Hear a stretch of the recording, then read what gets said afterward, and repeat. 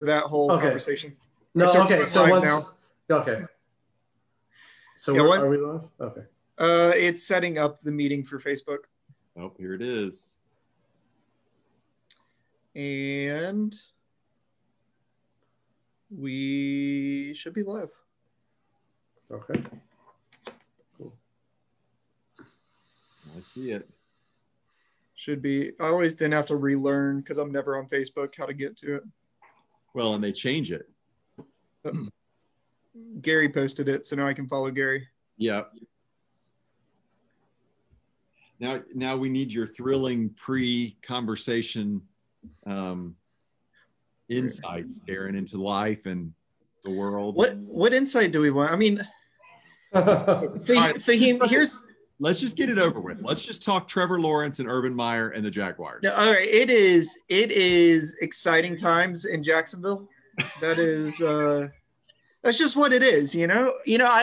I personally love that sports media is something I can distract myself from the political sphere because of Urban Meyer and the Jaguars. So do you really think Urban Meyer's coming? Yes. And Brian Cunningham already said that Trevor and Urban to the Jags. So Scheffner, you heard it first from Brian Cunningham. So he's already commented on our conversation about that, the state of Jaguar football. I do think he's coming though. He had a private party with Shad Khan on Friday on his boat. Urban did? Yeah. Oh man. And then it came out that he was already recruiting his coaching staff, you know. It's all there. Well, let's just talk for a minute about the success rate of college football coaches coming to the Jags. Brian said you're a hater, by the way. I mean, I know you said that. I see that posted on social media. Hey, buddy, we already banned one person from social media this week for life. You can be next. You say we as if you had a hand in that. I know, nothing to do with that.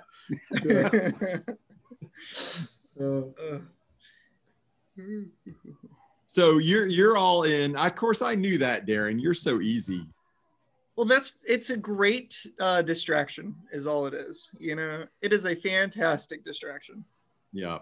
So, and we're in the middle of downtown. Like, you've got to support the Jaguars if you're in the middle of downtown. Oh, I do support the Jaguars. I do. I just think that, the optimism of a team that was 11-1 is a little unprecedented. Like, not 11-1. We are 1-15. Let's get the record correct. Oh, I'm sorry. You're right. I reversed it. I flipped it. 1-15. It was even worse than you already flipping it. I mean, I stopped paying attention at 1-11, and then all of a sudden we had Trevor Lawrence, and then I cared again. So we don't have Trevor Lawrence yet. That is not a done deal. Yeah, I know. If somebody gets Justin Fields instead of Trevor Lawrence, riots in the street. I would be for Justin Fields. No. I'm for Justin Fields. Not at all. No. Did you go back and watch Indiana and Northwestern? You will watch the last football game between Trevor Lawrence and Justin Fields. Who won? Yeah, and Trevor Lawrence was amazing. He had 400 passing yards almost, 50 rushing yards. You got 43 seconds. This is the problem with Jaguars fans. You are actually saying the loser was better. Yes, I am saying that his whole team was horrible and let him down. His team. So, Trevor, if you're listening to this right now, right? Yeah. I recognize that your team let you down, not yourself. You did as good as you could. And that's what the Jags always do. They just do as good as they can. It's true. That's all you can ask for, Gary. And then you hope that he who does immeasurably more work than we could think or understand can do more, and the Jaguars and who they are. So yeah, that's the only way the Jags are going to do anything. Trevor has a good salvation story. Divine intervention. Trevor has a good salvation story. I'll let you read it one time. Okay, all right. I said that to one of our students, and they said, like every NFL football player, and then you find out that they committed all these crimes the next year. I said, you student are already a Jaguar fan with that cynicism. There we go. That's the kind of Jags fan I like, cynical. I know. You would love who it was. All right, so it is now 7 o'clock, so let's turn off this event timer. And we are live on Facebook Live. So thank you guys for joining us. I know we had a good bit online right now. We are looking ahead and looking back really at this morning's message on the state of the church. And then we're looking ahead at, what's coming up. And we thought nobody better than to tell us what's going on than Faheem Guirgis to give us some medical opinions on COVID, because we have no clue anything about that. And that is a big thing that's going on right now. So Faheem, thank you for joining us. Thanks for guys, having me. This is an open forum for you guys online. So share this link, get tons of questions, because now is your time to ask a real medical doctor. I mean, here we are on the doctors because we have Dr. Gary Lee Weber to take care of your spiritual soul, and we have Dr. Faheem Guirgis to take care of your actual body. So any ailments or just questions you have, spiritual or physical, we got the doctors here for you tonight. Does that introduction work for you guys? That was great.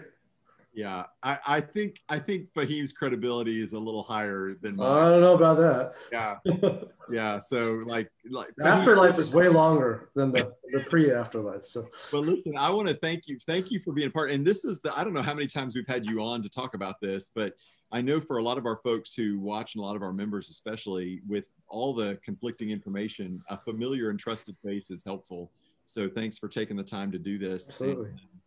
I know we were talking leading up to the Christmas holiday and then after, and you were giving us some counsel even in terms of the church and meeting. And, I think your counsel was one of the things that sort of helped us make the decision to shut down for a couple of weeks on campus immediately following the holidays. Give us just a snapshot of where we are specifically in Northeast Florida as it relates to COVID-19 and kind of what you're seeing with the pandemic. Yeah, so the Northeast Florida, and I think actually most of Florida is in a similar position right now. What we saw in July was a very big spike in COVID cases, which was actually potentially related to the July 4th celebrations that led to kind of this big spike. And it didn't overwhelm hospitals, but there were a lot of cases and a lot of sick people. That all sort of calmed down, and the end of the first wave happened probably in the late summer, early fall. And we had a pretty calm early fall when it comes to COVID. But then in the last, I would say about month and a half, we started to see a pretty big rise in COVID cases again throughout the county, if we're talking about Duval, but also in the state. The difference, I would say, between Duval and our current rates and the way hospitals are right now versus the summer is that there tend to be a lot more sick people in the wintertime, just in general. And we didn't see this happen in July in terms of hospitals getting overwhelmed and full. They got pretty busy, or at least not in Duval. That did happen in South Florida. But I would say the wintertime is a pretty, I would say, dangerous time for hospitals because they already operate at capacity most of the time. So when you add on something that nobody really accounted for, then hospitals can be very overfull and have long wait times in the ER for patients that need to be in inpatient beds. And that's what we're seeing right now. So when you talk about the capacity, and I know some of the data, the hospitals all share the data, where, can you give us a snapshot of where we are in terms of the hospitalization in Jacksonville, and is it rising or is it stabilizing, going down, is it getting better? What do you think? What do you think? Yeah, that's a good question. I don't have the rates like exactly in my mind for the whole county. I kind of know where I work, where we're at. We're at a peak, at least from what I know, we're at a peak that's a little bit above where we were in July, which was pretty high. We are, in terms of inpatient beds throughout the city, most hospitals are strained right now. I think ICUs are near capacity, but not over capacity just yet. So it's definitely a more concerning situation than what we had over the summer. So from that standpoint. And have you seen anything about these variant strains that we're hearing about in the news media? I think it was first mentioned in England, and then there was, I think, a case that came to the United States. Do you have any information into the various strains? And does the vaccine that is available now, would it take those various strains into account, or is it really just for the COVID virus that we've seen in the United States up to this point? Yeah, so there are those variant strains are being seen in Florida. Essentially, what it does is it allows the virus to spread more easily. That was something that was in the UK for quite a while. And the first case was in Colorado a few weeks ago. And then Florida's had a couple of cases now. And there's really no way for us on the front lines to know that's what we're seeing. It gets kind of reported later to the health department. The latest thinking is that the vaccines are going to be preventive for those strains as well. So, but I think it's going to be some time to know, but it really should still protect against those variants. Faheem, I know one question that I kind of got this week from somebody was, are we seeing this thing to where you had COVID once, still to be concerned with yourself and know that you can catch it again? Is that something that is occurring? People who are catching COVID again, if they had it over the summer? Yeah, so reinfection is pretty uncommon, just in general, in terms of reported cases. It's kind of a rare thing. I would say that when you look at the literature about immunity and how long it lasts, it looks to be around 90 days, that having had it prevents you from getting it again. Now, that said, it could be longer, and but from what I can see, it seems about 90 days. The thinking is that the vaccine would provide a longer immunity, but it's, again, hard to know because it's still a fairly new vaccine. And so people are going to have to be followed for longer periods of time. So yeah, so I guess what you're getting at is, if you've had it, do you need to get the vaccine? I think that's kind of a tough question. I personally would be, if I had it, would be comfortable getting the vaccine as well, because to me, it would be sort of additional just thought to make sure that you really are protected from getting it again. But I think it's kind of a tough call, and I think you wouldn't really be wrong either way there, whether you get it or not. I think it just kind of depends on a risk-benefit thing for each individual person. And Faheem, when it comes to the vaccine and its availability, we know that right now, first responders, frontline medical workers, 65 and over, are getting it. Do you think that will continue to be available to those who do not fit those two categories? And when do you think that will happen? When will we be able to see it, the vaccine available to a little bit more of a general audience?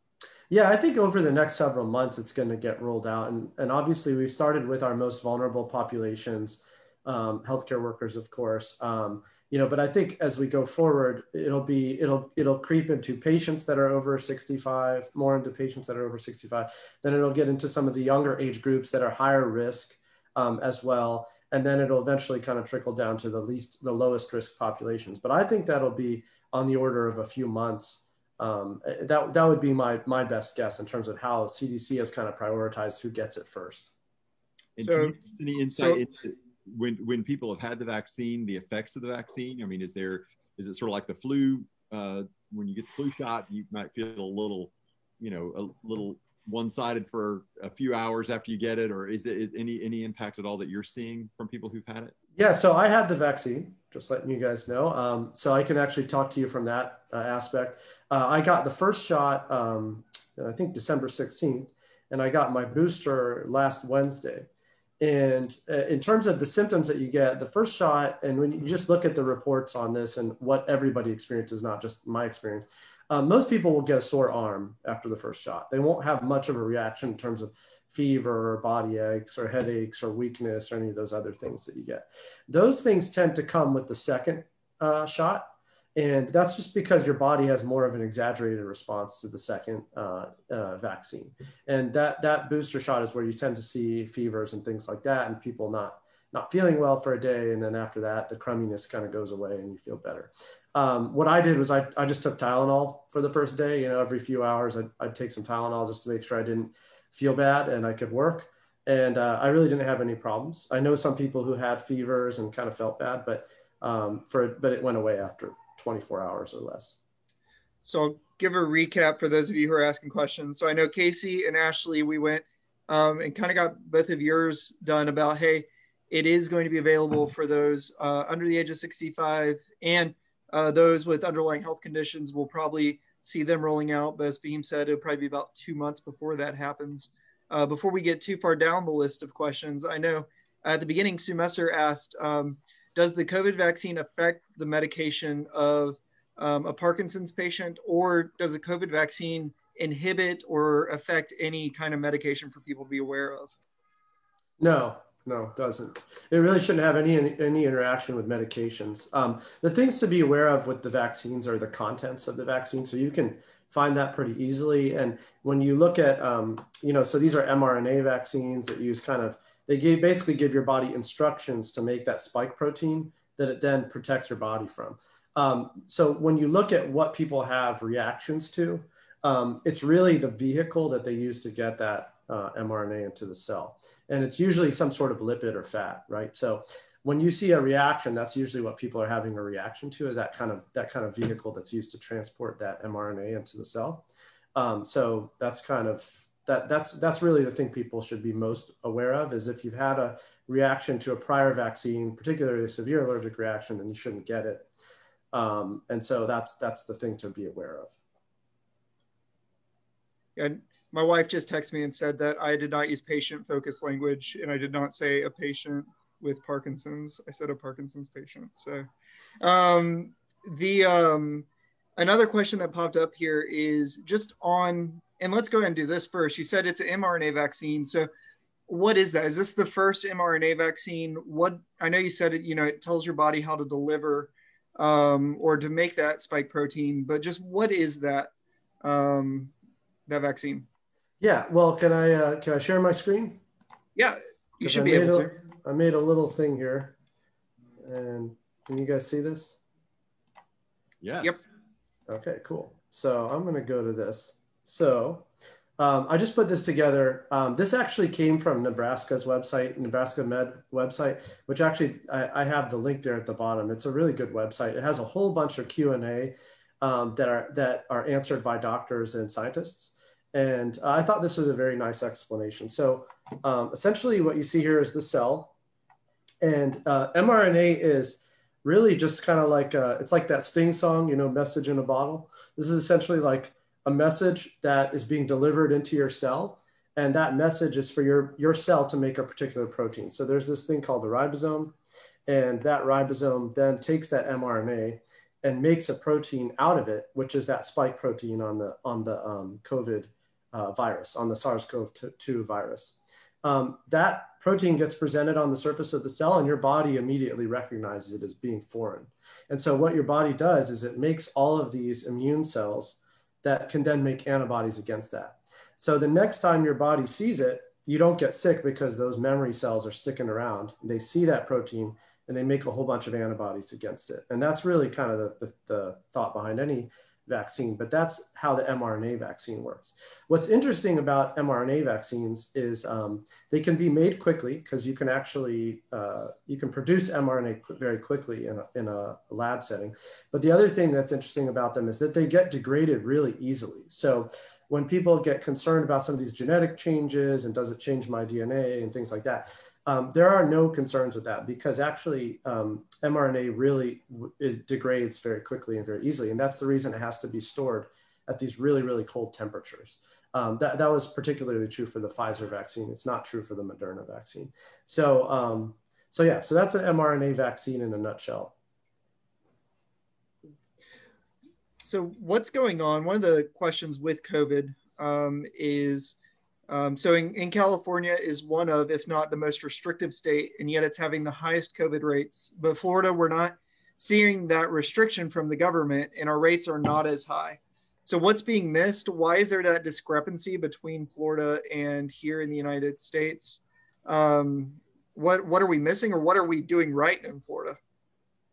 Yeah, it's a great question. I think denser areas definitely have more problems, right? And California is definitely a denser place than Florida. New York is obviously extremely dense, and they had a bit of a mess back in March. And I do think the other thing is that, March was a very different situation than now, and that's not the question. So I'm not going to get distracted by that. But I think that Florida being dense and having a lot of outdoor space and places where people can sort of be separate from others without being in close contact I think it's a different setting than some of the more dense cities. And I think that might be part of it.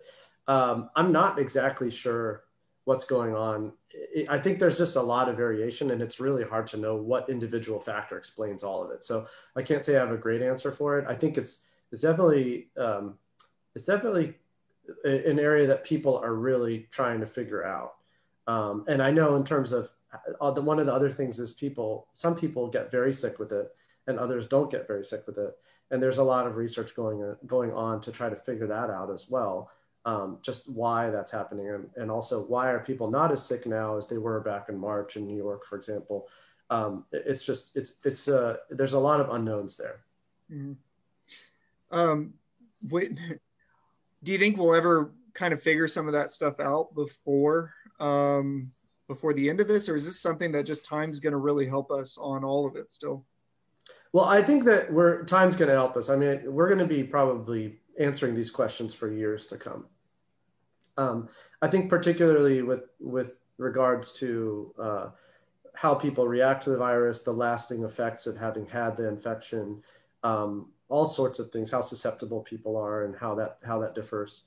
I think there's just going to be so many things that we're going to be doing research on for years to answer those questions that it's just going to be around for a while. That's job security for you, right, Faheem? It is. Not the kind you might otherwise want. Hey, would you, when the vaccine becomes more widely available, do you recommend the younger, healthier people do it? Is there, like, if somebody is healthy and maybe 50 or younger, would you still recommend them getting the vaccine even if they're not in one of the higher risk groups? Yeah, I would, because I see it as a way of getting everybody back to normal. I think and obviously there's this herd immunity discussion, and that is a real thing. I'm going to go to my next slide. So I'll just put it out there. I'm a proponent of getting the vaccine. If you do some pretty quick and dirty math, you can see that the mortality, out of 20 million cases we had in the US, we had about 350,000 deaths. And so that's a 1.7% mortality. If you extrapolated that to the whole country, it's not just the older folks that die. The younger people can get sick with it as well. I see it frequently, and I know many others do also. So if you extrapolated that, you'd have about 7 million deaths in the United States if everybody got the condition. Obviously, that's not going to happen because people are getting vaccinated. The other reason to get it is that there's lasting effects that we just don't know about. And we're seeing some of them, but we haven't fully figured those out yet. But the other thing about the vaccine is that the likelihood of having something bad happen from the vaccine is extremely, extremely low. So I put some numbers here for you also. On December 23rd, they reported about 1.9 million doses of the Pfizer vaccine, and they found 21 cases of severe allergic reactions. And so that's about a 0.001% chance of having something really bad happen early on from the vaccine. So it's a very slim chance. And in most of those cases, they were people who had already had some kind of an allergy to some type of vaccine in the past. So speaking of how you're going to have side effects from catching COVID, and you guys are knowing more and more about what those side effects are, here's a question about somebody who has had 2 negative COVID tests, but they still can't taste or have, and they have intermittent fever, fatigue, and cough. So they're suffering from from the symptoms of COVID, but they're having 2 negative COVID tests. Do they still have COVID? What advice do you have for that individual, to keep them from knowing, hey, do they need to still quarantine or what do they need to do? Yeah, so I guess what I would say is, the loss of taste, loss of smell, those are fairly specific, meaning they're pretty good at ruling in COVID in the setting of other kind of COVID type symptoms, fever, cough, those kinds of things. They're not perfect. And there's always a chance that it could be something else. That said, the tests that we do aren't perfect either. And so what I would say is if you really want to know, make sure you've had a PCR test. The PCR tests are better than the rapid antigen tests. And you probably want to get the what they call the brain biopsy, the deep swab. Don't do the shallow swab, right? So they're uncomfortable, but that's probably the best. That's the best test in terms of sensitivity, the chance of picking it up if you're really infected with it. Even if that's negative, I would still treat yourself like you have it, right? I would isolate for 10 days and make sure you stay away from anyone in particular that's higher risk. So, I've seen this actually many times where I'm fairly certain, or somebody's fairly certain that they have it, and the tests keep coming back negative. It's hard to know. And I think without seeing and talking to that person, examining them, I couldn't really tell you for sure if I really thought they had it or not. But it's an interesting phenomenon. We have been seeing it. And again, it's one of those kind of questions we may not answer for a while. Well, what else do you have in your presentation, or what else did you want to cover with us? I haven't seen any more questions from the group. Thank you guys so much for that rapid fire set of questions, and Faheem for handling all rapid fire of it. But if you guys have any more questions, feel free to put it in the chat. And Faheem, what else did you have for us? Yeah, this was the last thing. This is just looking at people who got the severe allergic reactions. And out of all those people, almost all of them had some previous history of an allergic reaction. There's only these 4 dark blue bars, which are people who had never had a previous allergic reaction. So you're talking 4 out of nearly 2 million people who had a bad allergic reaction to the vaccine, who had never had a history of that. So it's extremely unlikely to have something really bad happen. Is it possible to have some other effects? Yeah, I mean, but the things that we talked about, headaches and body aches and feeling bad for a day and maybe a fever and just feeling weak. Yes, that's more likely, particularly after the second shot. But, but that's, to me, that's pretty minimal. So as we turn it from the state of COVID over to the state of the church, Faheem, this is where you get to put on the deacon hat, not just the doctor hat.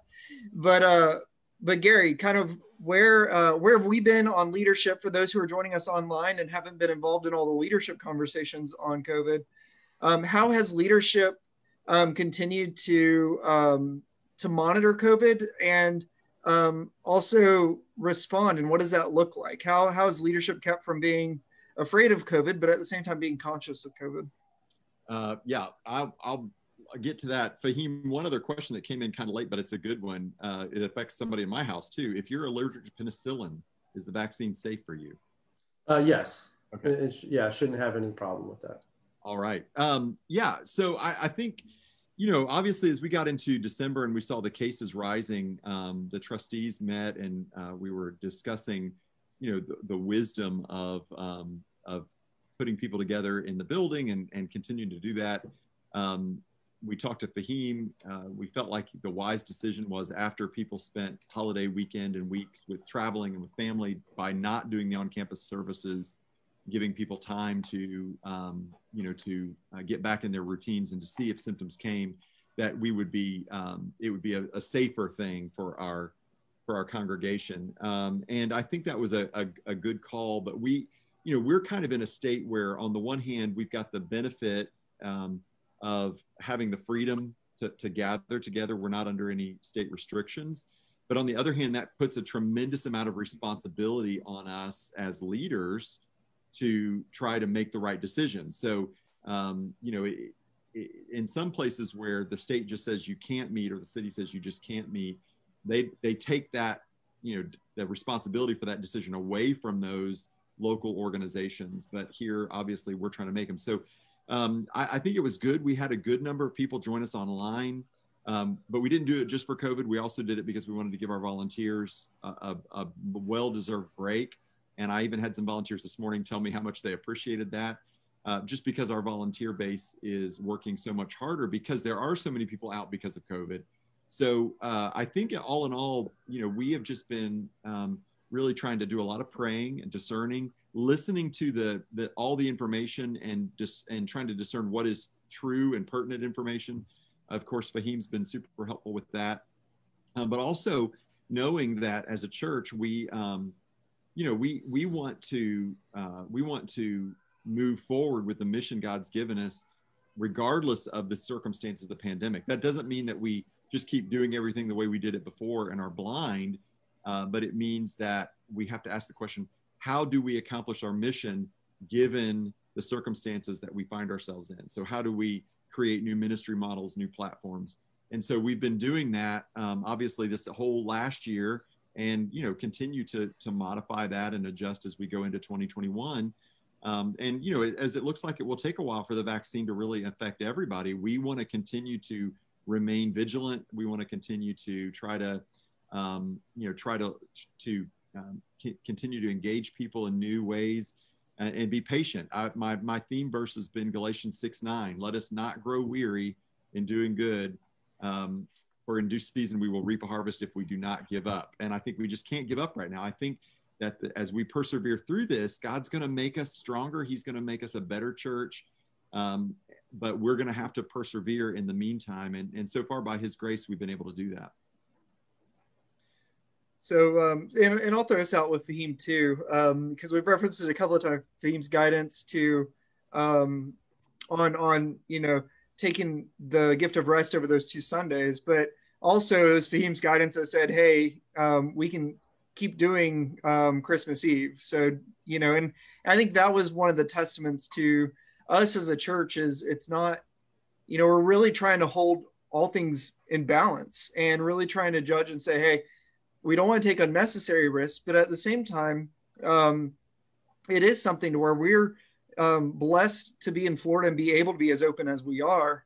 And so I know some people desperately need that live human interaction face-to-face inside the church service too. And so it's trying to be mindful of all sides at the same time. And so thank you, Faheem, for both sides when we were coming into Christmas Eve, because I know that was a tough call all the ways around. Whatever the call was, it was going to be a tough decision.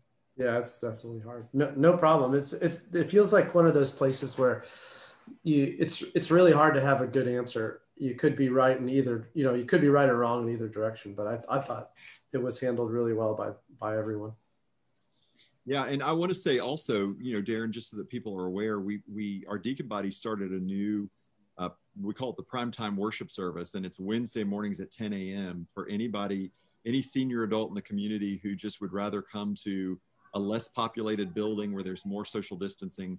We're doing our services on Wednesday morning at 10 for that group. And I think that was a great call, a great example of our deacon body serving the most vulnerable group of our people and saying, how can we do ministry? We've been delivering CDs to that group. We've been, obviously streaming, and they can get it online. But for those who want to come back and have some physical interaction, and that was this past Wednesday was the first one. It was great. We're looking forward to that again each week. And again, just another example of the church adapting to try to continue to fulfill its mission.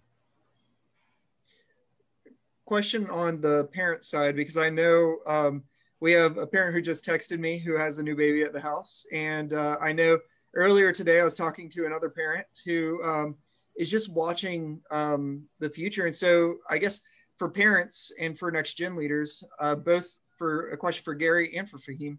Faheem, what guidance do you give parents who are wanting to come back on campus? What should they be aware of? How should they proceed with that? But also, Gary, how are we looking and how are we doing next gen ministry and going above and beyond a next gen ministry going into 2021? So you're saying parents with small children who want to come back on campus? Yeah. Yes, sir.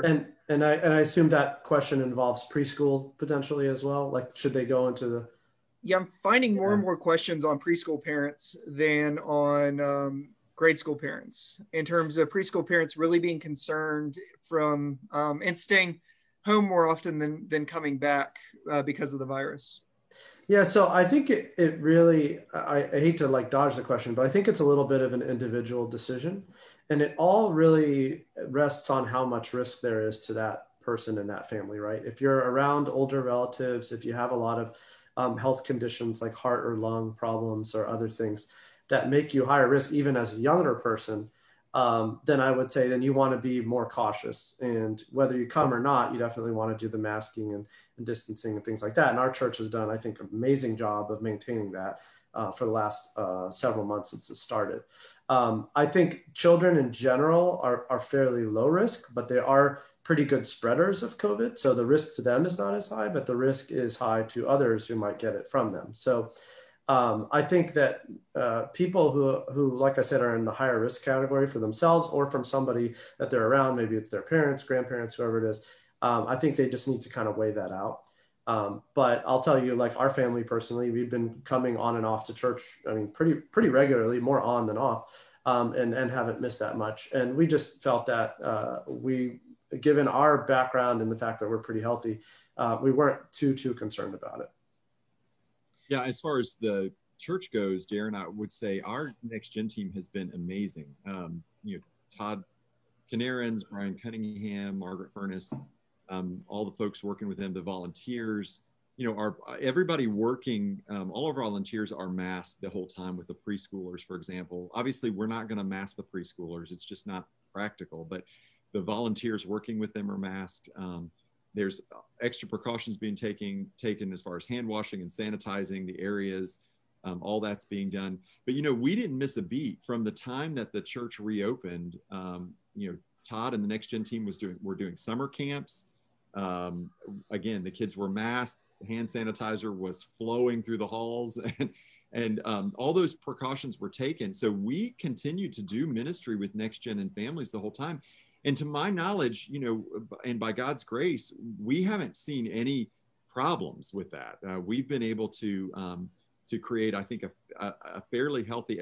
Obviously, it can't be perfect, and it's not that there is no risk, but I think we've done about as good a job as I would have hoped in terms of creating a safe environment for those who are ready to come back to church and are ready for their kids to socialize.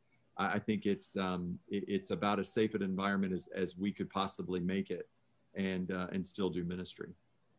I agree. And us personally, we've been in Awana the whole time since it started again, and we've been very comfortable with that. And we agree. We just feel like having kids there, we feel totally comfortable with that. And I think it's important to acknowledge that, for these kids going on a year, 10 months now, going on a year soon, when they're that young, that's a big percentage of their life. And you think if you're 5 or 6 years old, that's, that COVID just seems to be your whole life now. Yeah.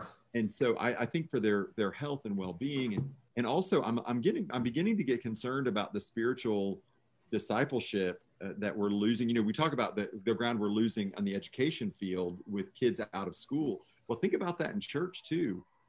Hopefully parents are discipling their kids at home, but taking your kids out of church for 10 months to a year at a critical point of their spiritual formation is also risky. So we, and again, that's every family needs to make that decision for themselves. But for those who do want to come back, we certainly want to be ready to join you and partner with you in discipling your kids. And we can do that online to some extent, but man, it's hard with the kids to do online. So we've just found the in-person is probably more effective with the Next Gen families.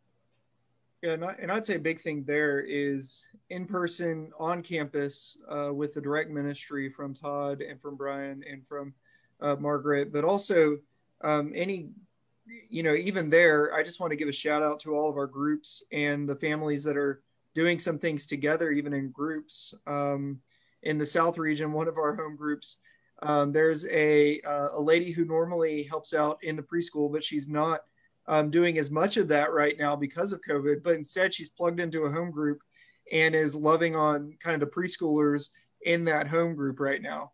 And just throwing out there, I think we have one of my favorite stories of today was looking at our central region, and our small groups are divided by region.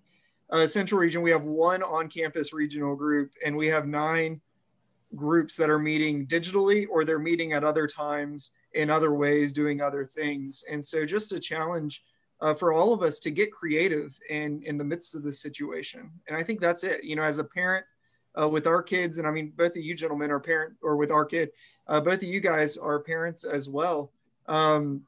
it's the challenge of COVID is that we have to be creative. And how are we parenting? How are we loving? What are we doing? And Gary, you're highlighting a great point of discipling, and how are we discipling our kids too? And really, in a lot of ways, maybe even owning those more than we did before COVID. And I don't know that that's a bad thing. I don't know that we can turn around from COVID and feel like it's a bad thing that we as parents are having to parent more because of COVID. I agree. So Gary, what else? You summed up a lot in the sermon this morning on going above and beyond. What do we have to look forward to over the next series, over some of the stuff coming up? How are we going above and beyond as a church, even into our discipleship from your sermons? Yeah, so the theme for the year above and beyond really comes from Ephesians 3:20 and 21. So that we didn't try to do that. Matter of fact, I don't remember who pointed it out, that verse 20 and 21. So, to him who is able to do immeasurably more than all we can think, ask, or imagine. We're just saying, what if we really believed that? What if we really believed God did desire to do immeasurably more than all we can ask or imagine, according to his power at work in us? And wouldn't God get a lot of glory and credit if in the middle of a pandemic, in the middle of the worst political unrest in my lifetime in the United States, and wouldn't it give God the glory if the church really, rather than retreating, advanced at this time? Rayner's predicting a 40% drop in church attendance, and we're saying in 2021 we want to see a 25% increase. We want to see every member of our church engaged in a small group. We want to continue to move forward with this goal of creating a network of healthy, autonomous neighborhood churches that are working together. And we're the Corinne Church, Larson. We want to plant a new church in South Jacksonville. We want to start that conversation this year and launch that church in 2022. Giving, we want to say, in the middle of economic uncertainty, we want to see a 10% increase in giving to support missions and ministry and church planning in this coming year. And then we also want to do a better job loving our community. We want to triple our baptisms. We want to double the number of people serving. We want to start the San Marco Community Center, where we're going to, get the preschool open, the weekday preschool, an arts academy, a sports and rec center. All those things that, some of those things have been dreams and ideas, visions we've talked about for a while. But seeing those things happen this year, given these circumstances, would really be immeasurably more than we could think or imagine. So that's what we're looking forward to. I think as far as teaching wise and series, we started in December with our Christmas series in the book of Luke. So we covered Luke chapter 1 and 2 in December, in the Fullness of Time series. We're going to pick that back up this week with a series that is going to take us through Luke 3 and 4. And then I'll be preaching through the Gospel of Luke for the next few months in different series as we take it chapter by chapter. So our small group discussions will kind of grow out of that. Our daily readings will grow out of that.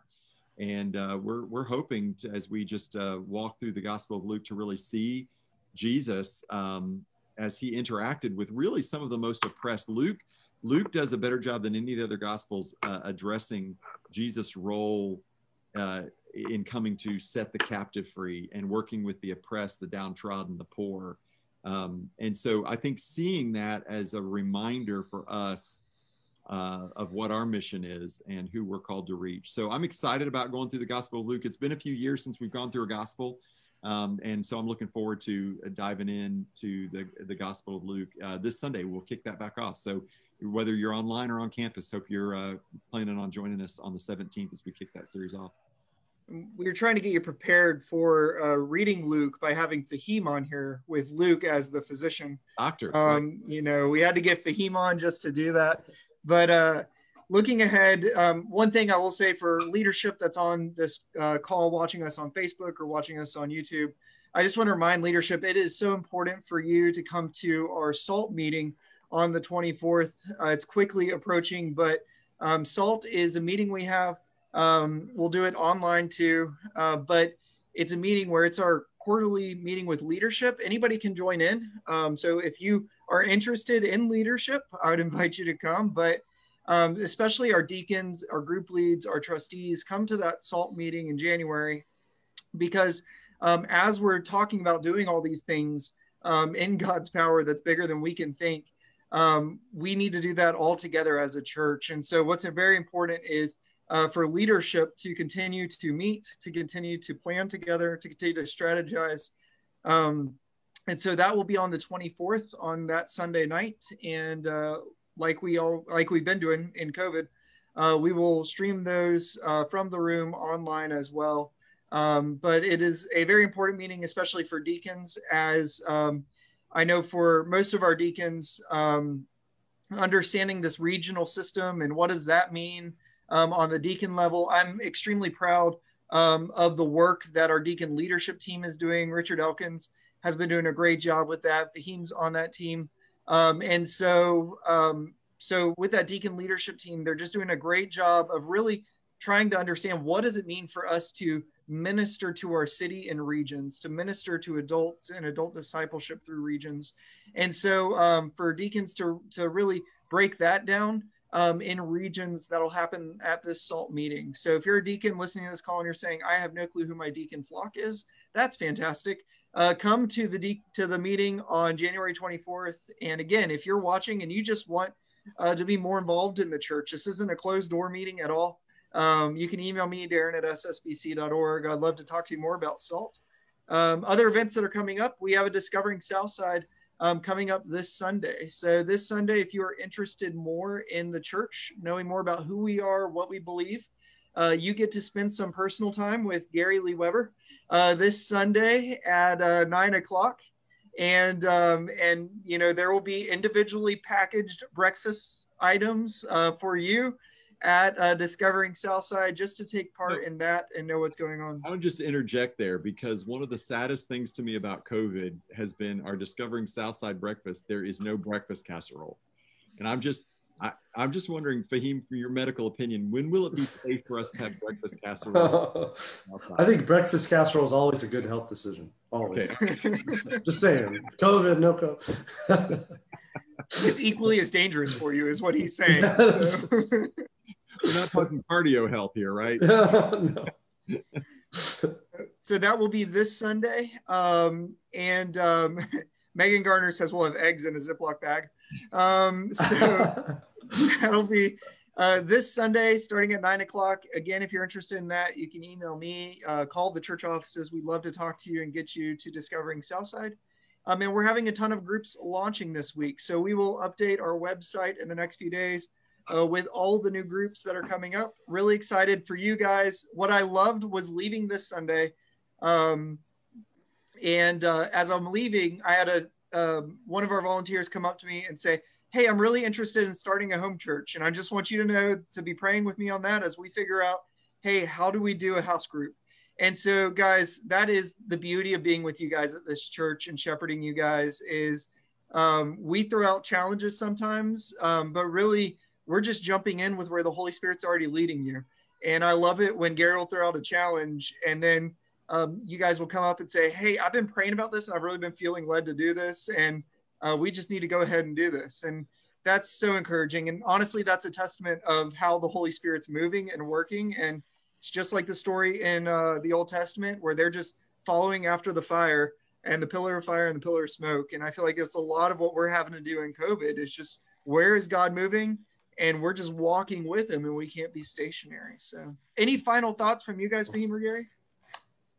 No, I just want to echo everything, Darren, and thanks for your leadership. And Faheem, thank you for all you're doing, not just at church, but serving our community through the hospital. And just remind everybody, that God has really given us an opportunity here to shine the light brightly during some dark times, and remind you, I'm a little discouraged sometimes by what I hear, Christians saying in these times publicly, as if their hope really is in government or in politics, when I think we as a church need to double down on the mission of the gospel more than ever. So I just want to encourage everybody that the best way to do that is through your local church, this one or another one. And the church really is the hope of the world, then it's certainly the hope of our nation.